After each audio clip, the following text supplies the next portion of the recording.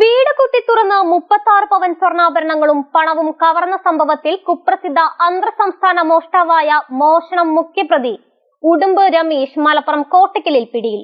ഇതോടെ കേസിൽ അറസ്റ്റിലായവരുടെ എണ്ണം 3 ആയി. എടരിക്കോട് അമ്പലവട്ടത്തുള്ള നാരായണൻ വൈദ്യരുടെ വീട്ടിലായിരുന്നു മോഷണം.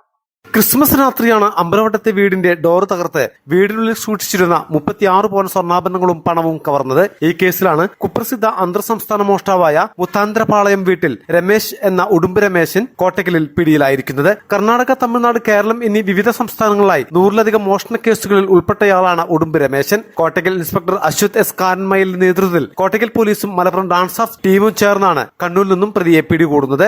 നേരത്തെ ഈ കേസിൽ കൂട്ടുപ്രതി വാഴക്കാട് അനന്തായൂർ സ്വദേശി പിലാത്തോട്ടത്തിൽ മലയിൽ വീട്ടിൽ മുഹമ്മദ് റിഷാദ്, മോഷണ സ്വർണം വിൽപ്പന നടത്തുവാൻ സഹായിച്ച പുളിക്കൽ പഞ്ചായത്ത് ഒലവറ്റൂർ മങ്ങാട്ടുമുറി കൊളത്തോട് വീട്ടിൽ ഹംസ എന്നിവരെ പോലീസ് പിടികൂടിയിരുന്നു. കഴിഞ്ഞ മാസം 25-ന് കർണാടക ജയിലിൽ നിന്നും പുറത്തിറങ്ങിയ പ്രതി കോഴിക്കോടെത്തി കൂട്ടുപ്രതി റിഷാദിനെ വിളിച്ചു വരുത്തിയാണ് മോഷണത്തിന് പദ്ധതിയിടുന്നത്. കോഴിക്കോട് മീൻചന്തയിൽ നിന്നും പൾസർ ബൈക്ക് മോഷ്ടിച്ച പ്രതികൾ കൃത്യത്തിനായി എടരിക്കോട് എത്തുകയായിരുന്നു. തുടർന്ന് ആളില്ലാത്ത വീടുകൾ തിരഞ്ഞു നടക്കുമ്പോഴാണ് അമ്പലവട്ടത്തെ റോഡ് സൈഡിലുള്ള ഗേറ്റ് പൂട്ടിക്കിടക്കുന്ന വീട് കണ്ടെത്തുന്നത്. വീട്ടിൽ ആളുകളില്ല എന്ന് ഉറപ്പുവരുത്തിയതിനു ശേഷം ആദ്യം മുൻഭാഗം ഡോർ പൊളിക്കാൻ ശ്രമിക്കുകയും പരാജയപ്പെട്ടതിനെ തുടർന്ന് 1-ാം നിലയിലേക്ക് കയറി ആയുധങ്ങൾ ഉപയോഗിച്ച് വാതിൽ പൊളിച്ച് അകത്തു കയറുകയായിരുന്നു. ജില്ലാ പോലീസ് മേധാവി ശശിധരന്റെ നിർദ്ദേശാനുസരണം പ്രത്യേക അന്വേഷണ സംഘം രൂപീകരിച്ചു നടത്തിയ അന്വേഷണത്തിലാണ് പ്രതി പോലീസിന്റെ വലയിലാകുന്നത്. ഉദ്യോഗസ്ഥരായ Vishwanathan, Biju, Jinesh, Alex, DANSAF team അംഗങ്ങളായ I K. Dinesh, R. Shahesh, K. Jaseer എന്നിവരടങ്ങിയ സംഘമാണ് പ്രതികളെ പിടികൂടി അന്വേഷണം നടത്തുന്നത്.